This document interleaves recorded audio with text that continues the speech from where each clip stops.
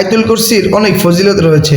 তার মধ্য থেকে একটি হচ্ছে যে ব্যক্তি প্রতিদিন 5 ওয়াক্ত নামাজের পর আয়াতুল কুরসি পড়বে, তার এবং জান্নাতের মাঝখানে শুধুমাত্র একটাই বাধা, সেটা হচ্ছে মৃত্যু।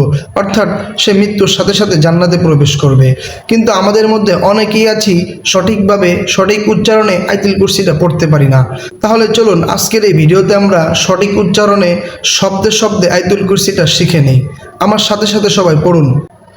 আউযু বিল্লাহি মিনাশ শাইতানির রাজীম। বিসমিল্লাহির রহমানির রহিম। আল্লাহু লাতে 3 আলিফ টান হবে। আল্লাহু লা ইলাহা ইল্লাহু আল হাইয়ুল কাইয়্যুম লা তাখুযুহু সিনাতু ওয়ালা নাওম। ওয়ার সময় আসলে মুখটা আমরা গোল করে ফেলবো। লাহু মা ফিস সামাওয়াতি ওয়া মা ফিল আরদ।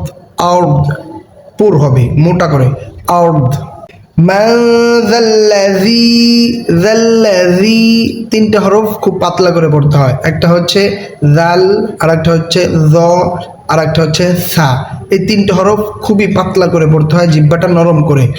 মান যাল্লাযী ইয়াশফাউ, ও হলকের মধ্যখান হইতে, অর্থাৎ এখান থেকে ও আইন হা। ইয়াশফাউ ইনদাহু ইল্লা বিইذনি। মান যাল্লাযী ইয়াশফাউ ইনদাহু ইল্লা বিইذনি। ইয়ালামু মা বাইনা আইদিহিম, হিম।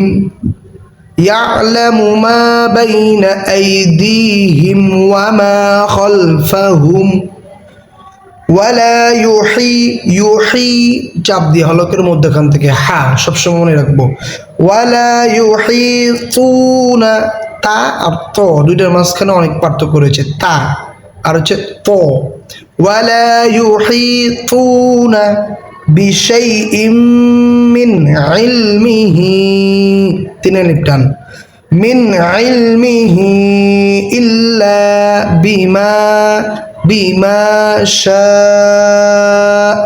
4 আলিফ টান দিয়ে হামজার উপর ওয়াকফ করব।